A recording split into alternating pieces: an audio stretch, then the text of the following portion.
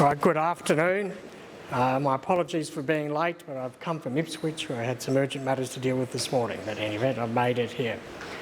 So I'm a judge of the District Court of Queensland. I was appointed in May 2016, and I also got a commission as a Children's Court judge, which means I can then exercise jurisdiction for serious indictable offences involving children. So what's a child under the law? Anyone under the age of 18. We start off with who can be held criminally responsible as a child.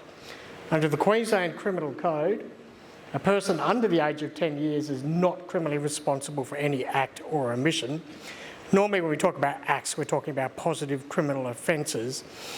An omission is, you don't usually sit in a children's court, but for example, for adults, failing to provide the necessaries of life to a baby or a child would be an omission, a legal omission to provide that.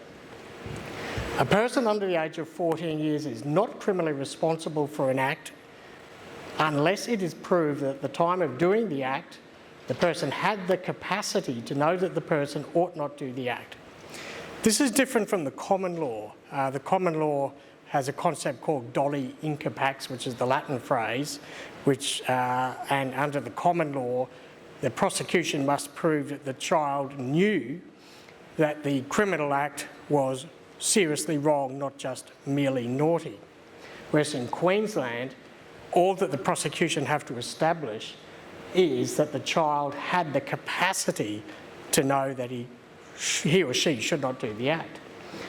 Prosecution can call any relevant evidence, usually involves previous convictions or previous questioning by police, asserting a false alibi or confessing in an interview to the police that they knew what they did was wrong and knew it was an offence.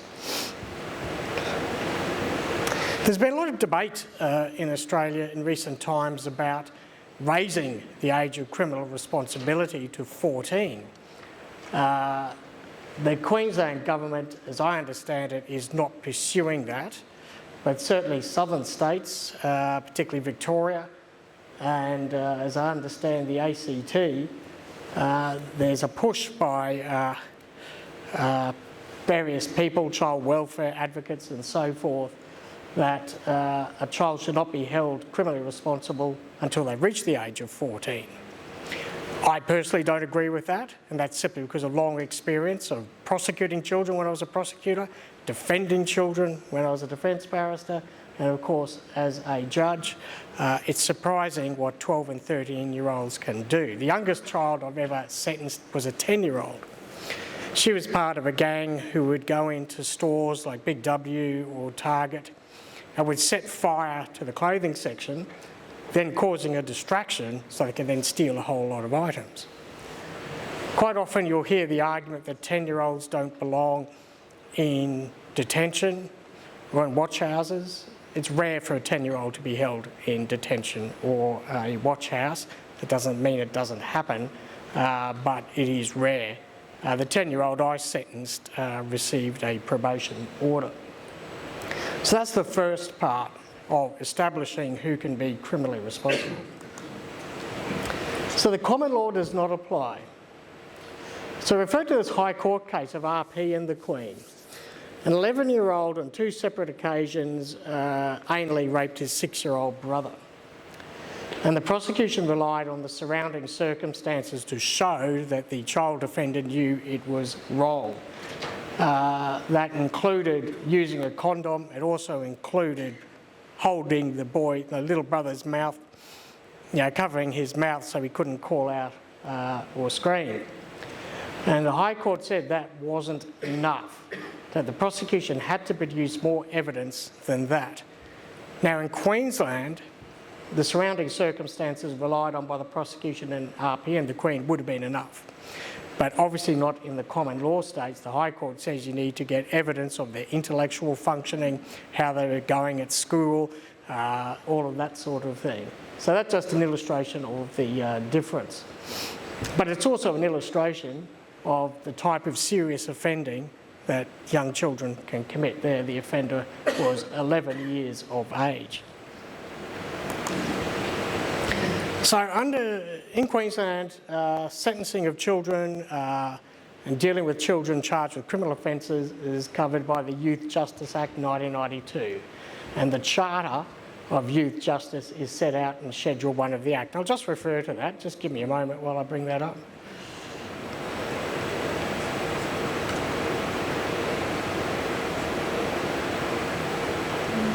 These are the principles of youth justice. 1. The community should be protected from offences and in particular recidivist high-risk offenders. The youth justice system should uphold the rights of children, keep them safe and promote their physical and mental well-being. A child dealt with under the Act should be treated with respect and dignity, including while the child is in custody, and encouraged to treat others with respect and dignity, including courts, persons and other children being dealt with under the Act. Because a child tends to be vulnerable in dealings with a person in authority, a child should be given special protection allowed by the Act during an investigation or proceeding. If a child commits an offence, the child should be treated in a way that diverts the child from the courts, criminal justice system, unless the nature of the offence and the child's criminal history indicate a proceeding should be started. A child being dealt with under this Act should have procedures and other matters explained. The proceedings should be conducted in a fair, just and timely way. The child should be given an opportunity to participate and understand the proceeding. The youth justice system should give priority for children who are remanded in custody. A child who commits an offence should be held accountable, encouraged to accept responsibility for the offending, dealt with in a way that will give the child the opportunity to develop in a responsible, beneficial and socially acceptable ways, dealt with in a way that strengthens the child's family and recognises the child's need for guidance and assistance. I won't go through all of these, you can read it for yourselves. All Queensland legislation is available on the Queensland legislation website. Programs and services should be culturally appropriate, promote their health and self-respect, foster their sense of responsibility. A child should be dealt with under this Act in a way that allows the child to be reintegrated into the community and to continue their education, training or employment and to reside at home if practical. A child detained in custody should only be held in a facility suitable for children. Then we have section 150, which sets out the principles of sentencing. I haven't repeated it in full, but subsection 2 sets out special considerations. The child's age is a mitigating factor. A non-custodial order is better than detention. Rehabilitation of a child is greatly assisted by the child's family and opportunities to engage in education and employment. A detention order should only be a last resort and for the shortest time appropriate. And the Court of Appeal has interpreted this to say that rehabilitation is the prime focus when sentencing a child for committing serious indictable offences, and a detention order should only be a last resort and for the shortest time appropriate. And the Court of Appeal is strict in applying that principle.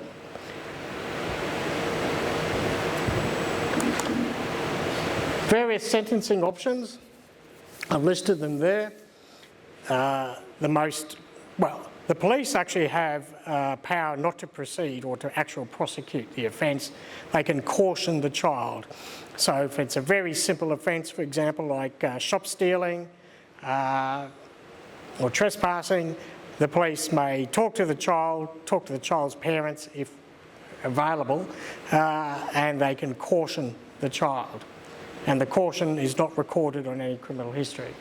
But if the matter is proceeded to court, and there are two courts, there's the Children's Court, which is constituted by magistrates, and most offences would go there, and most of the summary or simple offences committed by children would go there.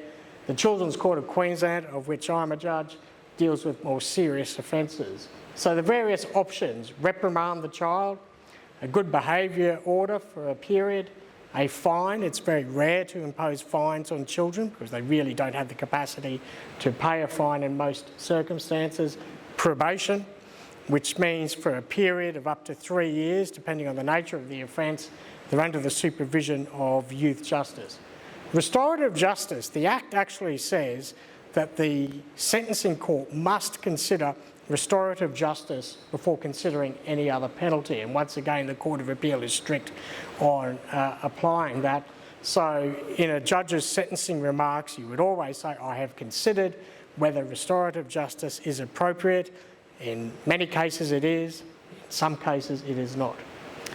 Community service, if the child was 13 at the time of the offence, an intensive supervision order if they're not yet 13 at the time of sentence, detention up to a year if the magistrate presides, or 5 years if the section does not apply.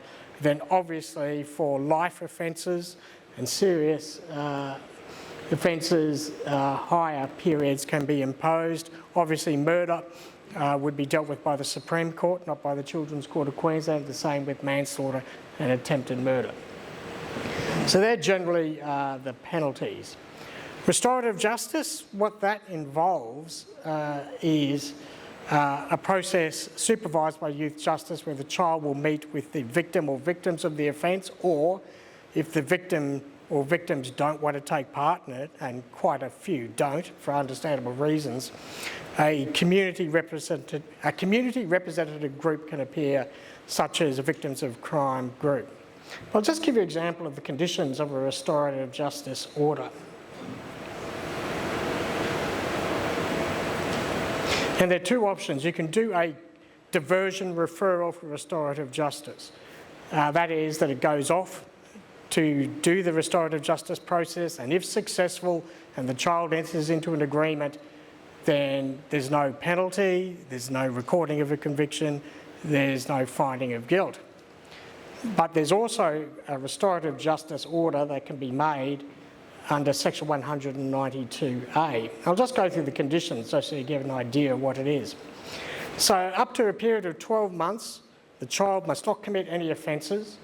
The child must comply with every reasonable direction of the Chief Executive of Youth Justice.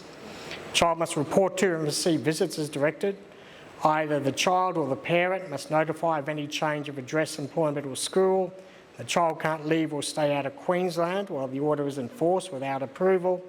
The child must participate in a restorative justice process as directed, and the child must perform his or her obligations under the restorative justice agreement.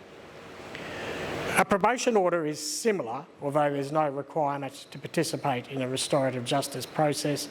It is the child being under the supervision of youth justice, having to comply with reasonable directions, do courses and such like.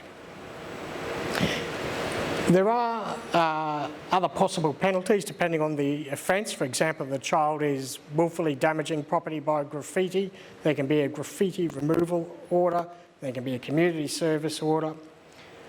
And then detention, and I have to consider detention a lot because I deal with children. I use the term because that's in the Act, although a lot of the offenders I deal with are twice my size and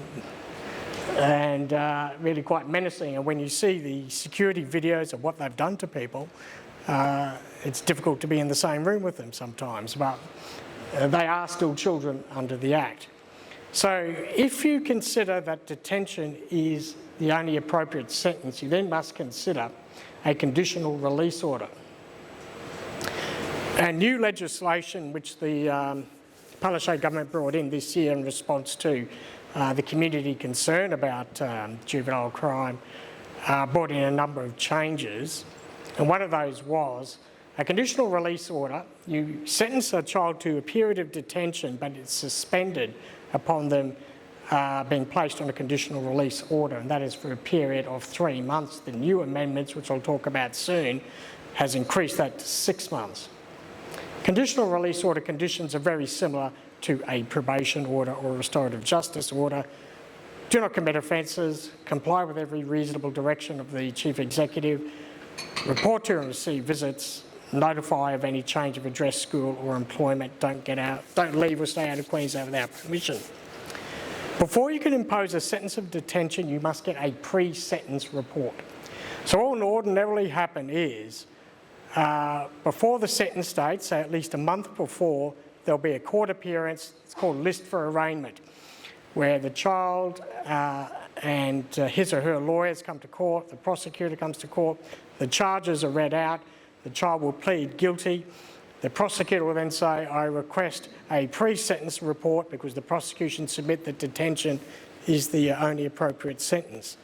So you've got to give Youth Justice at least 3 weeks to prepare a pre-sentence report.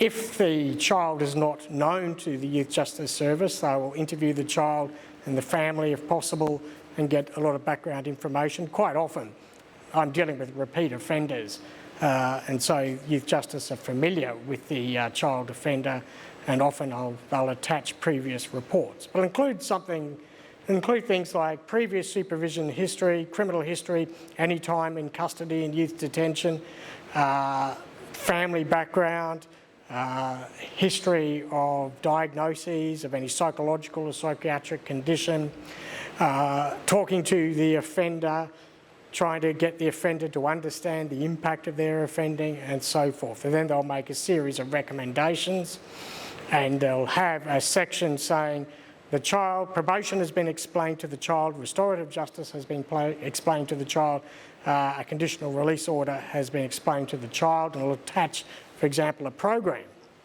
Say, for example, a conditional release program, and the court must consider the pre-sentence report before imposing a period of detention.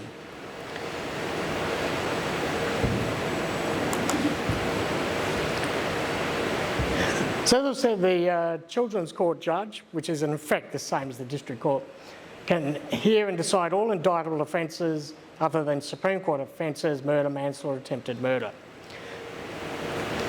A Children's Court judge must sit without a jury to try a child for an offence unless the child elects for trial by judge alone.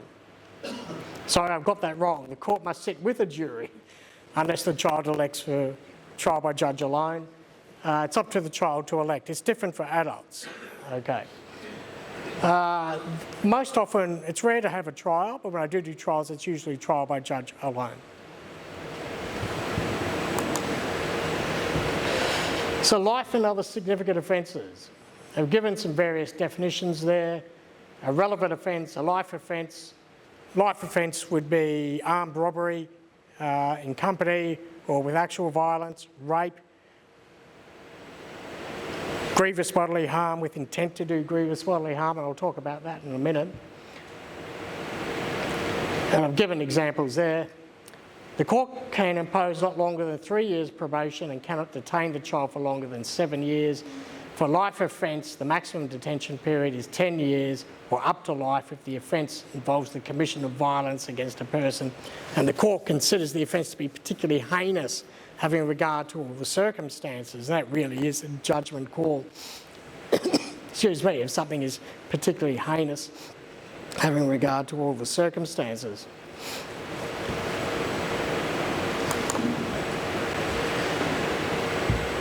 I can put this fairly simply. The starting point is for a child who commits offences and is convicted after trial or pleads guilty, convictions are usually not recorded.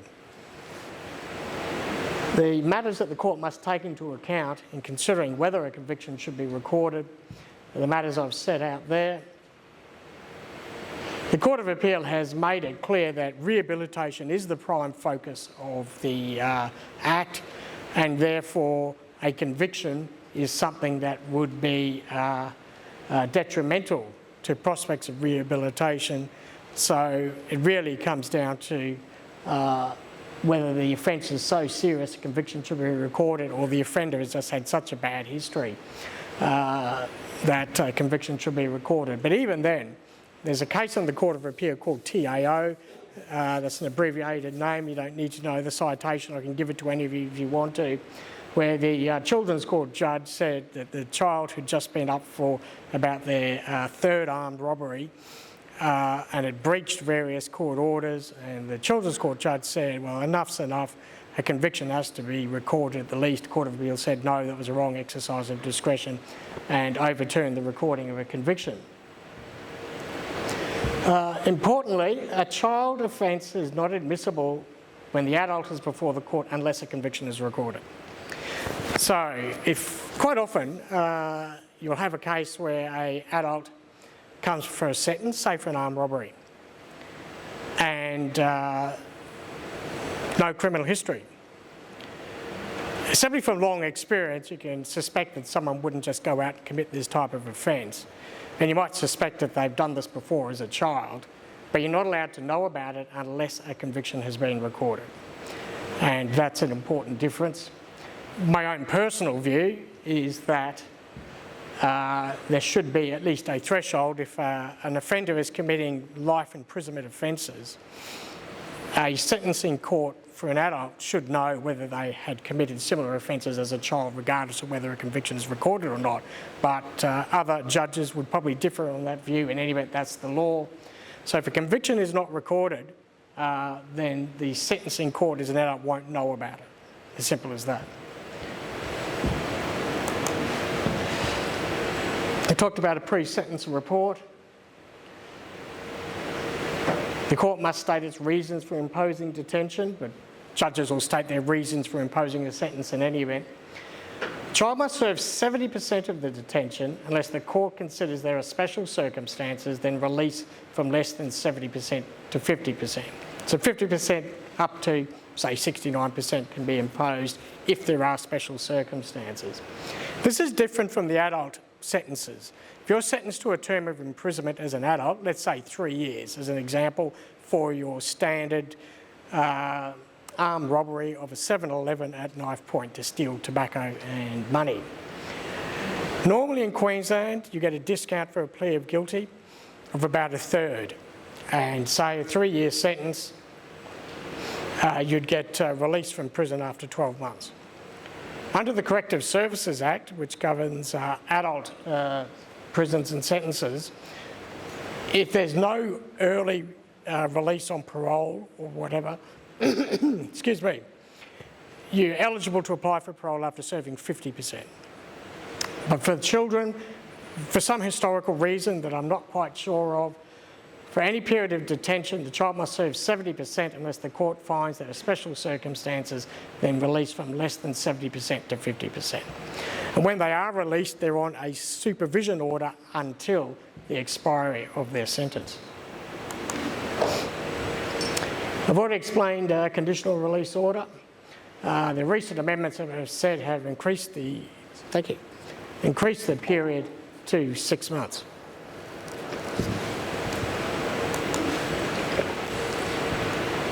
So obviously children breach orders, be it a restorative justice order, probation order, community service order, or conditional release order.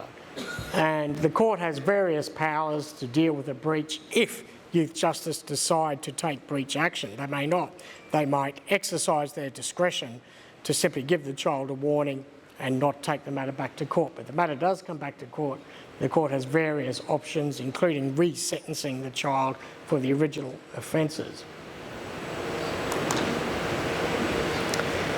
Orders against parents. I've never made one. I've never been asked to make one, but it is there. A notice to parent of a child offender to pay compensation. It's under section 258. A show cause hearing must be held, that is, the parent must come to court and must show cause why a compensation order should not be made against the parent to pay for the willful damage or whatever other damage the child has caused. For a lot of the child offenders I deal with, their parents are minimally involved in their lives. Sometimes they are, and the parents have been tearing their hair out about what to do with their child who's gone off the rails, mixed with a bad crowd, and leaving home at night and so forth. But in a lot of cases, you read the pre-sentence reports and it's just depressing because quite often the child doesn't know who the father is, or if they do know the father's in jail, the father's got a drug problem or an alcohol problem, the mother's got an alcohol problem or a drug problem, or the mother has a number of boyfriends who are violent, and they're violent to the mother, can be violent to the children in the house. So you get to see just how bad some circumstances are in our community. So anyway, there is an option for that, but I've never been asked to do it, and I don't know how often it is done. I would say rarely. I suspect because the parents probably have little means themselves, so that's probably the reason for that. Identity of child offenders. The court may allow publication of identifying information about a child if it's in the interests of justice, having regard to the need to protect the community, the safety or well-being of a person other than the child, the impact on the child's rehabilitation, any other relevant matter. Just going to get that case up because I want to discuss it because it's an appeal from me.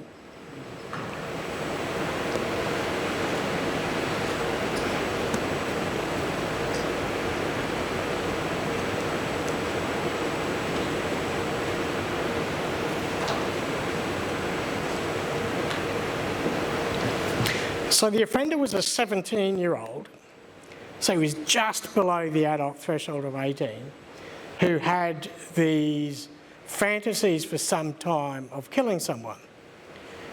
And he was watching a lot of violent material, he was communicating with people who had violent fantasies online, and he just needed to act out in this fantasy of killing someone. And he put some thought into it. And he realised that it might be difficult for him to kill an adult because they might resist and overpower him. So he decided he'd target school children. So on this day,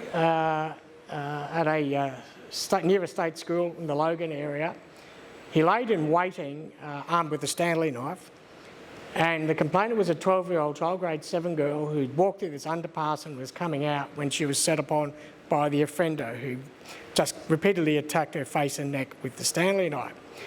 She flailed her arms and screamed and fortunately alerted others, which scared off the attacker. But she was left with horrific facial injuries and so forth. She was lucky to be alive. So he was charged with doing grievous bodily harm with intent to do grievous bodily harm. He was lucky not to, be charged with attempted murder.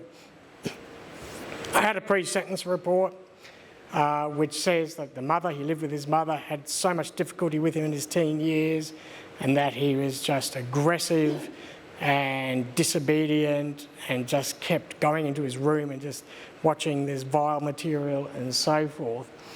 Pre-sentence report says he showed no remorse at all and had little insight into his offending, and he was quite gleeful about telling the youth justice worker about his plan to kill someone and why he targeted a school child and when he went and bought the Stanley knife and so forth. So I sentenced him to 4 years detention. Because he had pleaded guilty, I found that there were some special circumstances, so I ordered he be released after 60%. That I raised with the parties whether the community should know who he is. And the defence argued no. The prosecution said it's a matter for me. I thought about it, went out and thought about it and thought it was one of those rare cases where I should have his name published. The Court of Appeal disagreed. So what Justice McMurdo on the Court of Appeal said, it's a little hard to follow, but in any event, this is what they said. The power under section 234 is reserved for very serious cases.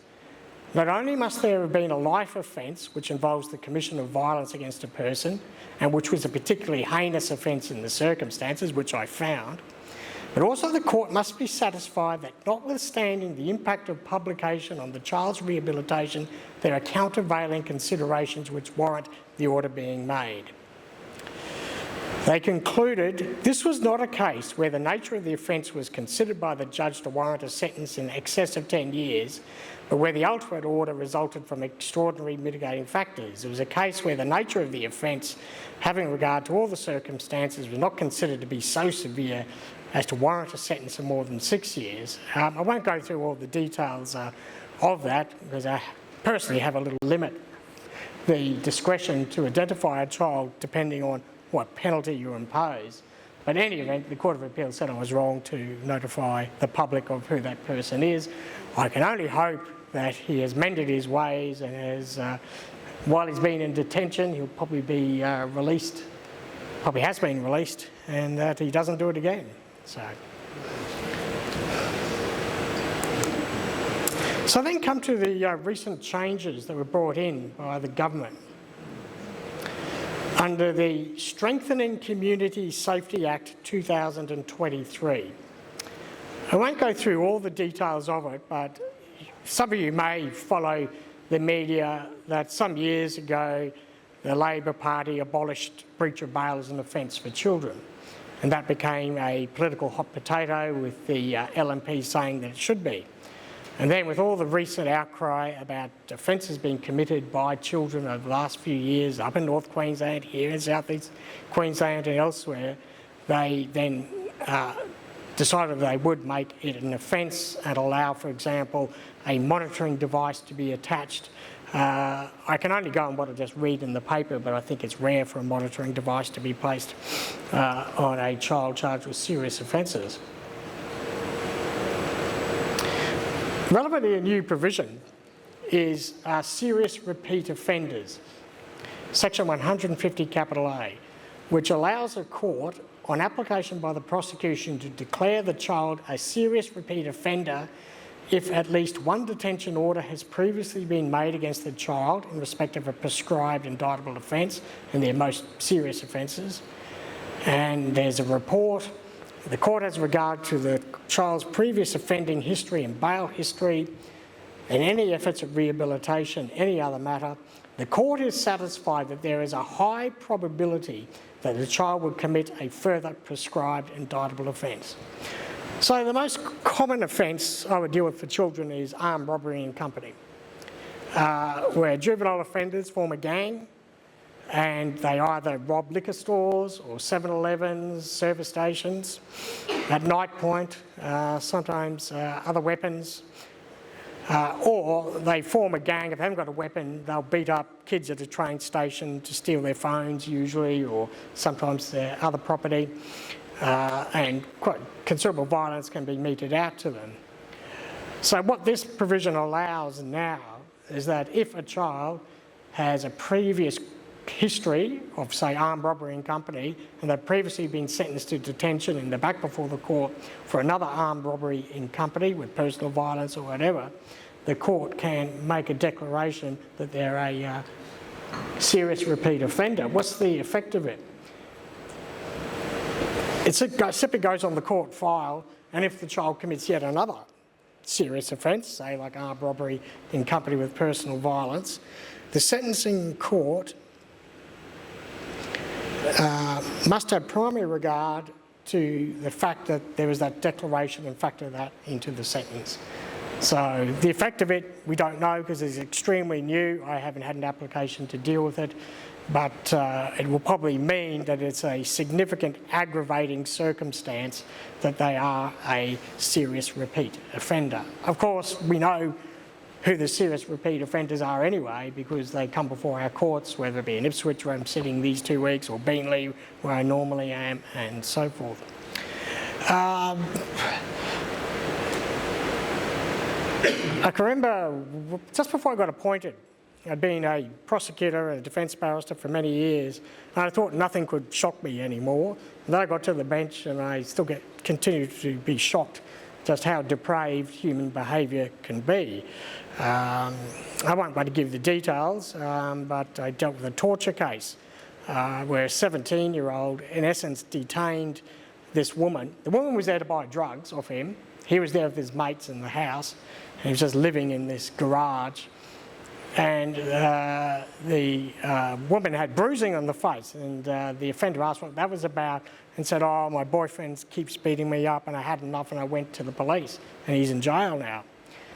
And that outraged the offender, saying that you were a dog, you shouldn't have dobbed on your boyfriend.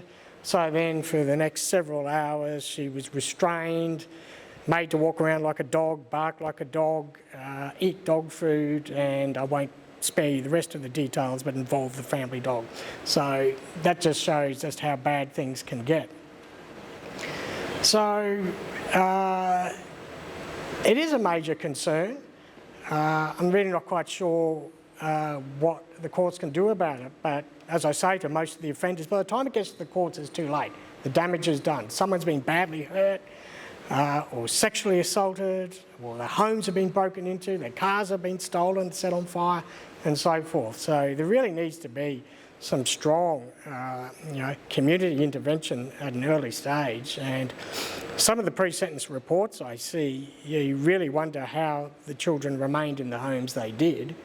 I understand that child safety are very concerned about, taking children away from their parents, but in some cases it would have been the best thing. Then, of course, there's a concern about, do you get appropriate foster parents? So that's a problem as well, because quite often in the pre-sentence reports I see they've been in the care of child safety since, say, 2 or 3.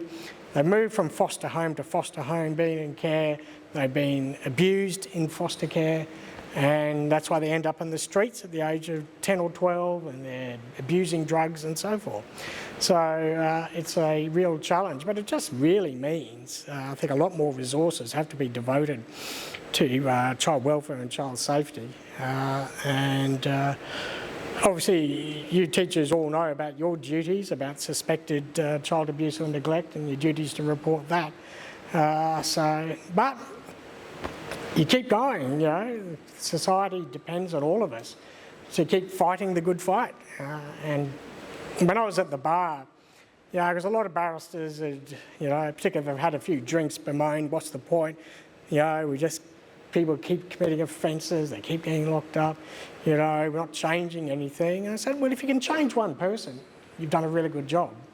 And in my time at the bar, there were about 10 people who, because of my representation of them, turned their lives around significantly. So I think about those 10 people. So it's not all bleak, but what we do day to day is bleak. But sometimes children do get to turn their lives around, and by doing so they help their mother or father turn their lives around.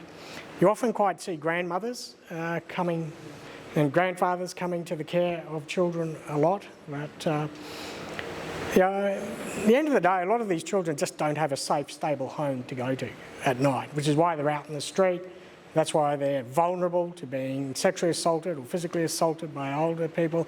That's why they're introduced to drugs and liquor. But, we know it all. Yes, go ahead. A number of us in the room, we run SAS schools, special assistance schools for kids from vulnerable backgrounds. Yeah. And they're expensive to run. The staff-student ratio is much higher. There's some criticism that it's not money well spent. In your experience, do schools like that help reduce the chance of kids getting into crime, or if they do, helps them get back on track? I would have thought so. I can't say I recall... Flexible learning, that kind of thing. Well, certainly quite a lot of the child offenders have been referred to, school without walls or that sort of thing, or that's, so forth. But, a lot of these children just simply aren't engaged, and trying to get them engaged, I would have thought anything spent to try and get kids to learn and to get some sort of basic skills is money well spent. I say to my adult offenders, I say, you've got to be able to at least be able to read a newspaper, read a job ad, understand it, apply for conditions of employment, and you've got to be able to do basic mathematics so you can handle money and so forth. That's a completely different topic about the state of education in Australia, but someone else can talk about that at some point. But I'm happy to take questions if anyone's got further questions. I have given a fairly technical approach to the Act, but we're guided by the Act and we have to step through it. If we don't, the Court of Appeal will come down on us like a ton of bricks. There are some glimmers of hope, but it is concerning at the moment, particularly knife crime and breaking into houses and stealing cars. There's been the well-known incidents where obviously the people have been injured or killed. In my own suburb, been repeated incidents. It used to be a nice little pleasant suburb, but A doctor we know was asleep. About 1 a.m. she woke up with a torch being shone in her face, and there were these hooded gang, 3 offenders, and she managed to scream at them, get into the bathroom, lock the door and call the police. In the meantime, they'd stolen the keys to her car and taken her car. And I've been woken at night with a dog barking and someone's rattling at the veranda gate and so forth. So it's a problem. But you've just got to all try and protect yourselves and your family. Any other questions? No? All good.